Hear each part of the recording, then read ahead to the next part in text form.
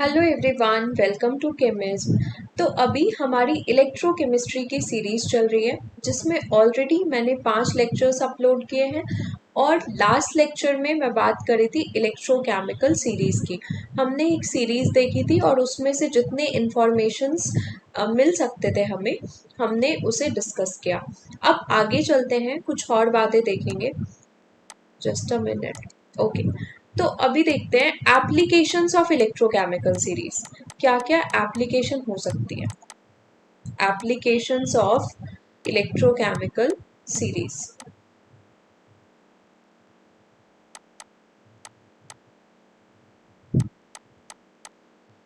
Okay, देखो समझना important है। जो भी बात मैं आपको बताऊंगी अगर आपको समझ आ जाएगा तो आप उसको अपने लैंग्वेज में लिख सकते हो। तो लिखना मतलब नोट्स अगर आपके खुद के लैंग्वेज में हो तो इट इज़ बेटर। ठीक है, वो लर्न करना भी इजी होता है और जब आप रिवाइज करोगे तो भी रिकॉल जल्दी कर पाओगे। तो कोशिश करना कि आप अपने लैंग्वेज में लिखो, बस जो मैं बताऊं उसको समझ लेना अच्छे से। ओके, ठीक है। तो अब देखो, ये बात सबको पता है, मैंने पहले बताई भी है कि मेटल्स और नॉन मेटल्स में क्या डिफरेंस होता है। मेटल्स और नॉन मेटल्स में क्या डिफरेंस होता है। मेटल्स की टेंडेंसी होती है to lose electrons, and non metals की टेंडेंसी होती है टू गेन इलेक्ट्रॉन्स, राइट। अब जो लूज करने की टेंडेंसी है इसी को हम क्या बोलते हैं, ऑक्सीडेशन। एंड जो गेन करने की टेंडेंसी होती है इसी को हम बोलते हैं रिडक्शन, राइट।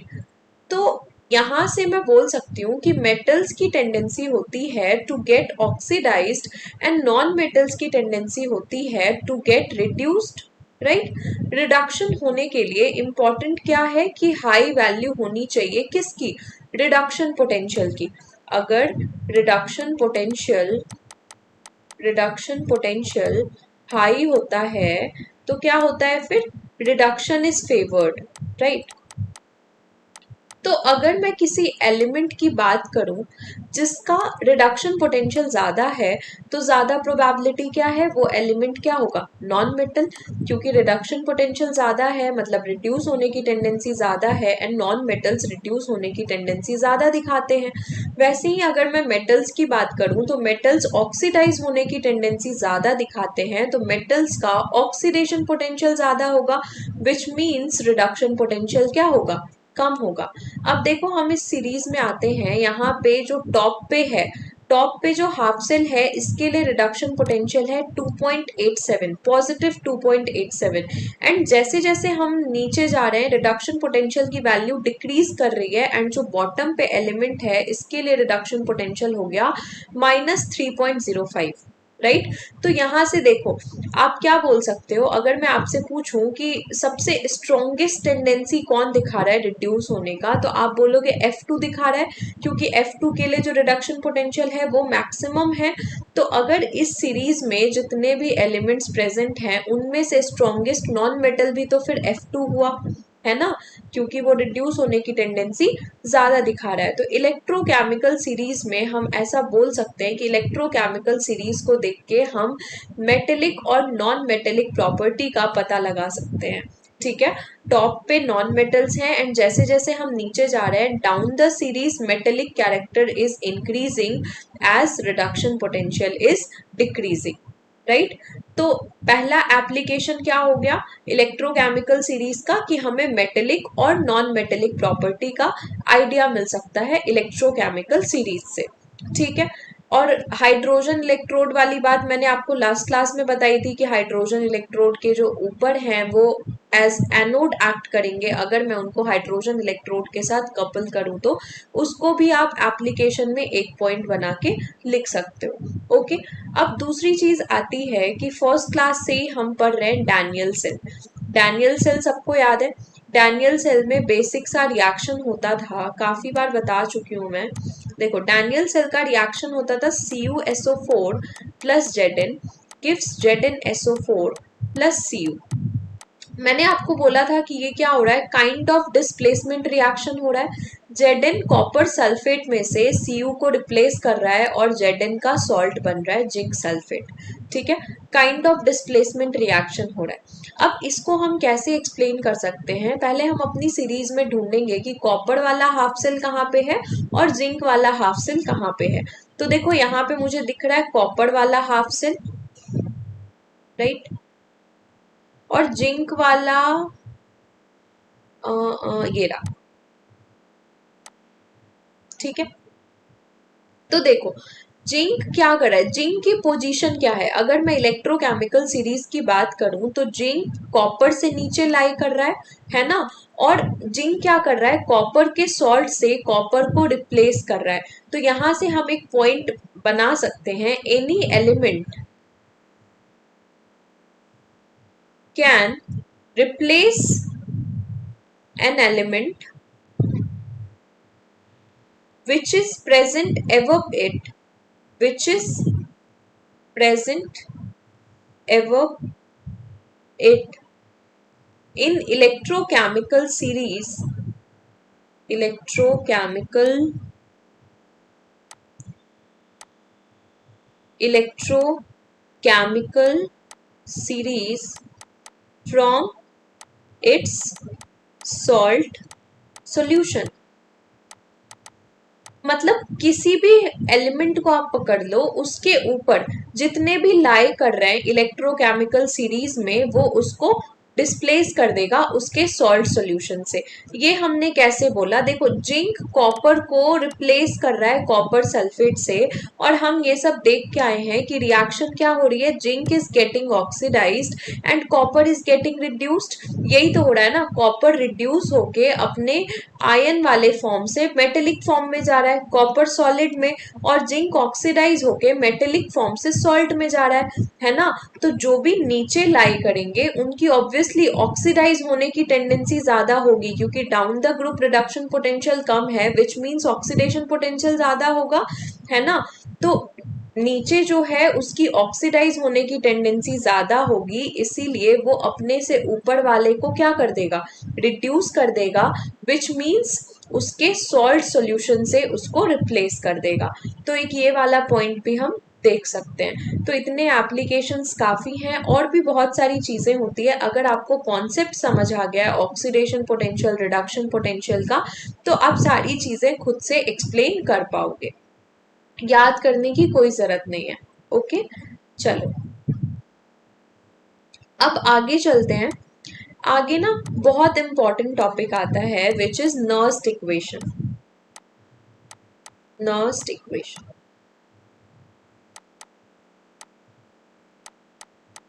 नाम से ये बात तो क्लियर है कि कुछ इक्वेशन पढ़ने वाले हैं हम, बट इसकी जरूरत क्या है, नर्स्ट इक्वेशन की जरूरत क्यों पड़ी। तो जरूरत इसलिए पड़ी इलेक्ट्रोड पोटेंशियल कैलकुलेट करने के लिए। तो अब आप बोलोगे इलेक्ट्रोड पोटेंशियल तो हम अभी से पहले भी कैलकुलेट कर रहे थे, हमने बहुत बारी किया भी है। ये वाला फॉर्मूला सबको याद है ना, E naught cell is equals to E naught cathode minus E naught anode. ये वाली चीज किसी को भी नहीं भूलनी, ठीक है, सब याद रखेंगे, where E naught cathode and E naught anode both are reduction potentials. ठीक है, तो देखो ये वाले फॉर्मूले से हम रिडक्शन पोटेंशियल निकाल पा रहे थे, इसमें कोई गलत बात नहीं है, ये बात बिल्कुल सही है। ठीक है, बट कौन सा इलेक्ट्रोड पोटेंशियल निकाल पा रहे थे, ई नॉट सेल का क्या मतलब है, this is standard electrode potential. Standard electrode potential, standard electrode potential का क्या मतलब है, ये हमें बहुत अच्छे से पता है। Electrode potential when measured under standard conditions is known as standard electrode potential. और स्टैंडर्ड कंडीशंस क्या क्या थे वो भी हमें अच्छे से पता है। कॉन्सेंट्रेशन ऑफ आयन होना चाहिए 1 मोलर, टेम्परेचर होना चाहिए 298 केल्विन, प्रेशर होना चाहिए 1 बार। अगर ये सारी कंडीशन फुलफिल होती हैं तो हम बोलते हैं standard electrode potential. But what if मैं कंडीशन चेंज कर दूं, अगर मैंने टेम्परेचर 298 केल्विन नहीं लिया, कुछ और ले लिया, 398 ले लिया, 350 ले लिया, वॉट एवर, तो इलेक्ट्रोड पोटेंशियल फिर स्टैंडर्ड तो नहीं रहने वाला। तो ये वाला फॉर्मूला हम अप्लाई नहीं कर पाएंगे उस केस में, है ना। अब सपोज हमने कॉन्सेंट्रेशन ऑफ आयन भी चेंज कर दिया, हमने 1 मोलर सॉल्यूशन नहीं लिया, तो फिर हम कैसे कैलकुलेट करेंगे इलेक्ट्रोड पोटेंशियल की वैल्यू। ठीक है, तो उसके लिए आता है नर्स्ट इक्वेशन। तो Nernst equation basically it relates electrode potential with temperature and concentration terms. यहाँ पे आप लिख सकते हो Nernst equation relates electrode potential, यहाँ पे मैंने स्टैंडर्ड नहीं लिखा, ठीक है, relates electrode potential with temperature conditions and concentration of ions.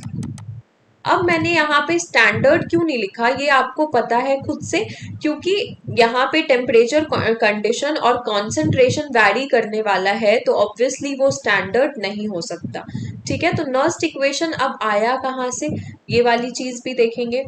Direct equation याद करना थोड़ा सा ऐसे हो सकता है, बट अगर आपको पता हो कि कहाँ से आया, समझ आई हुई चीजें जल्दी याद हो जाती है। ठीक है, तो हम पहले समझेंगे और फिर इक्वेशन याद करेंगे।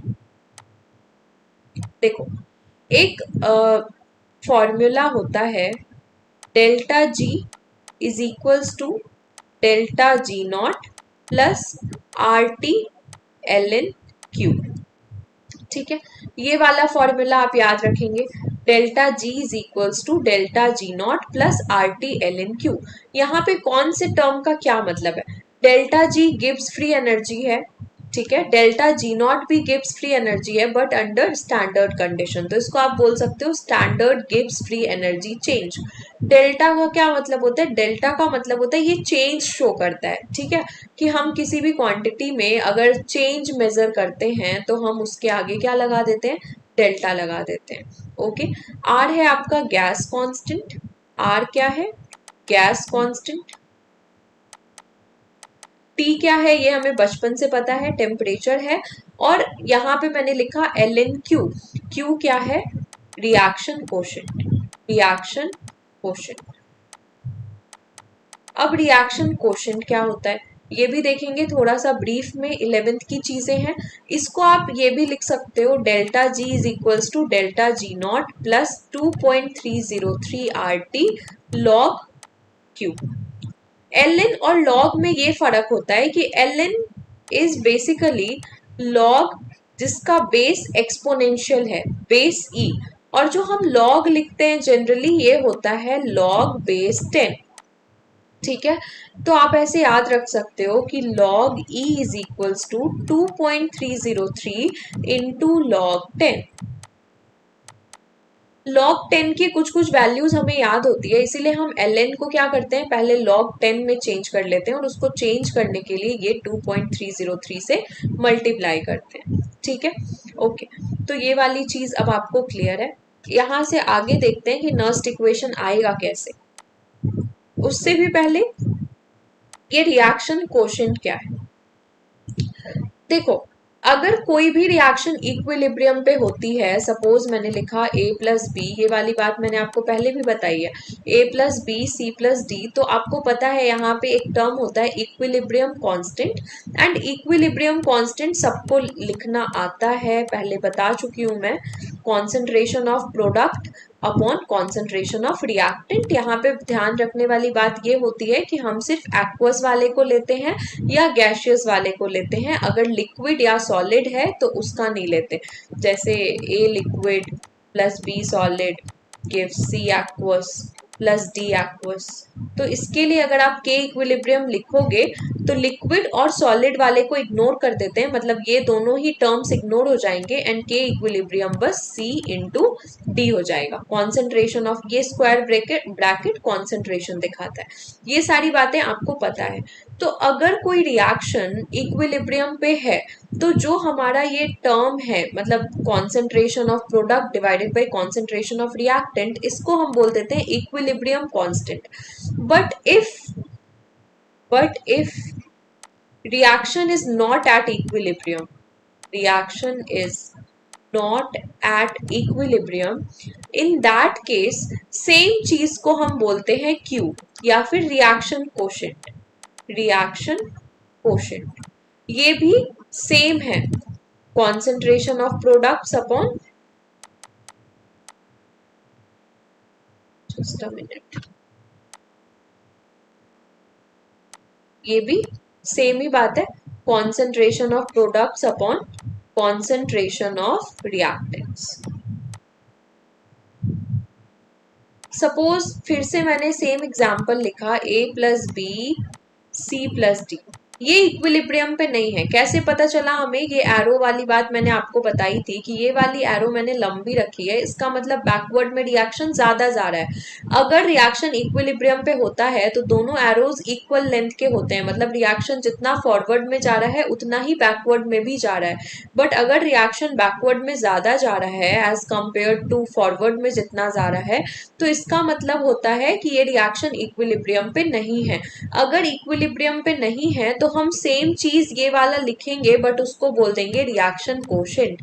तो अब आपको समझ आ गया रिएक्शन कोशेंट का मतलब?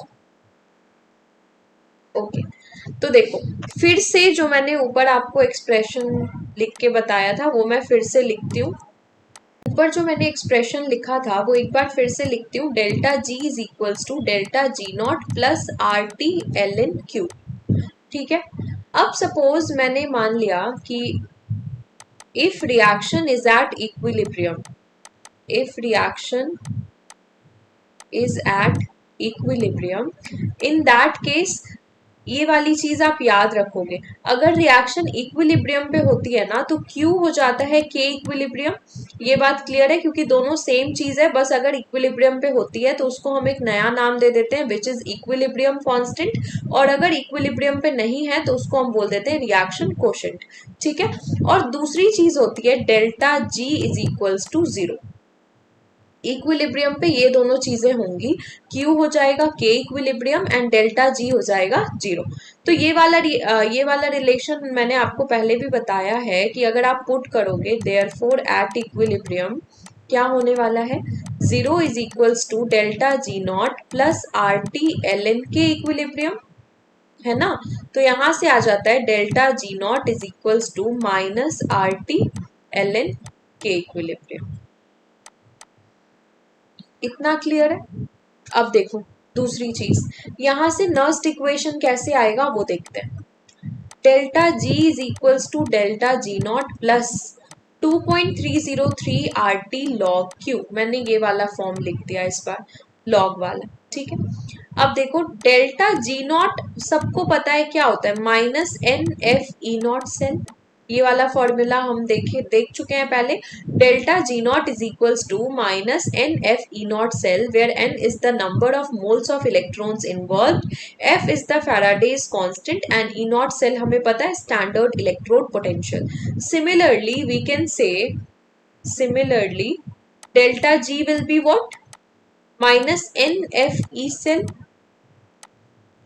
यहाँ पे स्टैंडर्ड गिब्स फ्री एनर्जी की बात कर रहे थे तो हमने लिया था standard reduction potential, and here we are talking about normal Gibbs free energy under any other condition, standard condition की बात नहीं कर रहे। तो उस केस में हमने नॉर्मल वाला इलेक्ट्रोड पोटेंशियल भी लिया।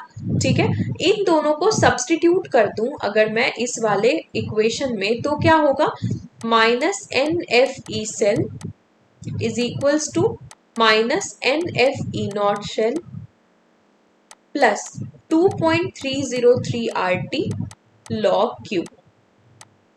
सही है? अब मैं क्या करूंगी, दोनों साइड माइनस एन एफ से डिवाइड कर दूंगी, dividing both sides, dividing both sides by minus N F.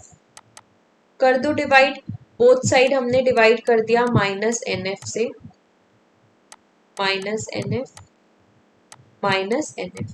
क्या होगा, यहाँ माइनस माइनस कैंसिल हो जाएगा, N F N F. Okay, तो अब क्या इक्वेशन आ जाएगा यहाँ से, E cell is equals to E naught cell minus ये वाला माइनस ये वाला प्लस मिलके माइनस हो जाएगा 2.303 R T by NF log Q, और इसी को हम बोलते हैं नर्स्ट इक्वेशन। इसी इक्वेशन को हम क्या बोलते हैं? Nernst equation. ठीक है, अब देखो यहाँ पे क्या है कि टेम्परेचर आप कुछ भी ले सकते हो फिर, और Q की वैल्यू भी, कॉन्सेंट्रेशन आप कुछ भी ले सकते हो। तो यहाँ से आपको पता चल जाएगा क्या? इलेक्ट्रोड पोटेंशियल की वैल्यू, जो कि स्टैंडर्ड कंडीशन में नहीं ली गई। ये वाला है स्टैंडर्ड कंडीशन वाला, ये वाला है नॉर्मल वाला। ठीक है, तो मैंने क्या लिखवाया था आपको नर्स्ट इक्वेशन का डेफिनेशन, कि it is an equation which relates electrode potential with temperature and concentration of ion. तो ये वाली बात यहाँ पे जस्टिफाई भी हो गई है ना। अब सपोज देखो, अगर मैं बोलूं डैनियल सेल, हमें अच्छे से आता है डैनियल सेल, हमने काफी बार पढ़ा है, इसलिए मैं बार बार डैनियल सेल की ही बात करती हूँ। तो डैनियल सेल में बेसिकली ये रिएक्शन हो रहा होता है, zinc solid plus copper 2 plus aqueous gives what? Zn2 plus aqueous plus copper solid, right. तो इसके लिए अगर मैं आपको बोलूं कि आप रिएक्शन कोशेंट क्या लोगे, तो obviously concentration of Zn2 plus upon concentration of Cu2 plus लोगे। सॉलिड वाला कंसिडर नहीं करते, सिर्फ एक्वस वाला या गैशियस वाला लेते हैं। तो इस सेल के लिए नर्स्ट इक्वेशन हो जाएगा E cell is equals to E naught cell minus 2.303 RT by, देखो अब n क्या है? Number of moles of electron, और हमने डैनियल सेल के लिए काफी बार हाफ सेल रिएक्शंस लिखी हैं, उसमें कितने मोल्स ऑफ इलेक्ट्रॉन इन्वॉल्व होते थे? जैसे Zn2 प्लस में जाएगा तो कितने मोल्स ऑफ इलेक्ट्रॉन? 2 मोल्स। तो n क्या लेने वाले हैं हम? 2। तो ये हो जाएगा minus 2.303 RT by 2F log concentration of Zn2 plus upon concentration of Cu2 plus. तो डैनियल सेल के लिए नर्स्ट इक्वेशन ये हो जाएगा। अब देखो, अगर मैं टेम्परेचर बार बार ना सारी वैल्यूज डालना और फिर कैलकुलेट करना थोड़ा सा लेंदी हो जाता है, तो इसके लिए हम एक वैल्यू याद कर लेते हैं। In most of the questions ये मेंशन्ड होता है कि टेम्परेचर 298 केल्विन है। तो अगर टेम्परेचर 298 केल्विन है, तो आप सीधा सीधा ये वाला फॉर्मूला याद रख सकते हो, E cell is equals to E naught cell minus 0.0591 by n log Q। ये आ जाता है फॉर्मूला। अगर आप देखो ये 0.0591 कहाँ से आया, ये आपको पता चल गया। 2.303 इंटू आर, आर की वैल्यू क्या होती है? 8.314। टेम्परेचर ले लिया हमने 298 केल्विन। ये क्या मैं आपको करके दिखा दूं एक बार? अगर मैं आपको ये करके दिखाऊं कि ये वैल्यू कहाँ से आई, तो देखो कैसे करेंगे। क्या क्या था? 2.303 RT अपॉन NF। तो ये जो n था, ये तो number of moles of electron थे, 2 3 4 कुछ भी होंगे वो हम लिख देंगे। बाकी चीजें देखते हैं। 2.303 आपका कांस्टेंट ही है। R की वैल्यू होती है 8.314 जूल पर केल्विन पर मोल। टेम्परेचर हमने लिया है 298 केल्विन, और इसको मैं इग्नोर कर रही हूँ क्योंकि ये चेंज करेगा क्वेश्चन टू क्वेश्चन। और F की वैल्यू होती है 96,500 कूलम पर मोल। ठीक है, तो यहां से आप देखो केल्विन पर केल्विन कैंसिल हो जाएगा, पर मोल कैंसिल हो जाएगा। ये सारे टर्म्स को मल्टीप्लाई डिवाइड करके आ जाता है 0.0591। और अगर मैं यूनिट की बात करूं तो यूनिट में हमारे पास बच रहा है जूल पर कूलम, है ना। जूल पर कूलम बच रहा है। अब फिजिक्स में हमने ये पढ़ा है बहुत अच्छे से कि जो पोटेंशियल होता है, potential is work upon charge. ये आप बोल सकते हो, potential is work done upon charge. ठीक है, तो देखो वर्क का एनर्जी, वर्क का यूनिट होता है जूल, और चार्ज का यूनिट होता है कूलम, और पोटेंशियल का यूनिट होता है वोल्ट। तो यहां से हम बोल सकते हैं जूल पर coulomb is equals two volt. है ना, और हमें वोल्ट में ही चाहिए होता है। ई नॉट सेल किस में होता है, वोल्ट में। और आपको पता है जब आप प्लस माइनस सेम यूनिट वाले क्वांटिटीज को ऐड या सब्सट्रैक्ट कर सकते हो, तो ये वाली बात जस्टिफाई हो गई। अगर ईच सेल निकालने के लिए हमें ई नॉट सेल में से ये वाली टर्म को माइनस करना पड़ेगा, तो ऑब्वियसली इस वाले टर्म का जो यूनिट है वो ई नॉट सेल के ई नॉट सेल का यूनिट और इसका यूनिट सेम होना चाहिए, तभी हम एडिशन और सब्ट्रैक्शन कर पाएंगे। तो ये वाली बात जस्टिफाई भी हो गई। ओके, अब देखो नर्स्ट इक्वेशन पे प्रॉब्लम्स भी हम करेंगे बहुत सारे, बट अभी कॉन्सेप्ट देखते हैं पहले। तो नर्स्ट इक्वेशन के लिए हमने यहां से शुरू किया था, delta G is equals to delta, just a minute. Nernst equation के लिए हमने यहां से शुरू किया था, delta G is equals to delta G naught plus 2.303 R T log Q. अब अगर मैं आपको बोलूं कि आप इक्विलिब्रियम कांस्टेंट निकाल सकते हो नर्स्ट इक्वेशन से, तो कैसे निकालेंगे? How to calculate, how to calculate equilibrium constant from Nernst equation, Nernst equation, ये वाली चीज देखते हैं। अब देखो सबसे पहली बात, इक्विलिब्रियम कांस्टेंट की बात हुई है, तो मतलब हमें इक्विलिब्रियम वाला कंडीशन लगाना पड़ेगा, जो अभी हम ऊपर पढ़ के आए थे कि at equilibrium Q is equals to K equilibrium and delta G is equals to 0 and delta G naught तो होता ही है minus N F E naught cell. सही है, तो ये वाला कंडीशन हमें यहाँ पे अप्लाई करना पड़ेगा। तीनों कंडीशन लगा के देखते हैं क्या आता है। तो देखो डेल्टा जी की जगह पे मैंने पुट कर दिया 0, डेल्टा जी नॉट की जगह पे डालूंगी minus N F E naught cell plus 2.303 R T log K equilibrium. ये वाली बात क्लियर है सबको, यही आने वाला है। अब मैं क्या करूंगी, अगर सपोज मैं इसको इस साइड पे लेके चली जाऊं तो क्या होगा, N F E naught cell is equals to 2.303 R T log K equilibrium. ठीक है, एन एफ से डिवाइड कर देते हैं दोनों साइड, तो आ जाएगा E naught cell is equals to 2.303 R T by N F log K equilibrium. और 2.303 आर टी बाई एफ की वैल्यू एट 298 केल्विन हमें पता है। 2.303 आर टी बाई एफ की वैल्यू एट 298 केल्विन क्या देख के आए अभी हम, 0.0591, है ना। तो क्या हो जाएगा, E naught cell is equals to 0.0591 by N log K equilibrium. Nernst equation से आप इक्विलिब्रियम कांस्टेंट ऐसे कैलकुलेट कर सकते हो। यहां तक क्लियर है सबको? ओके।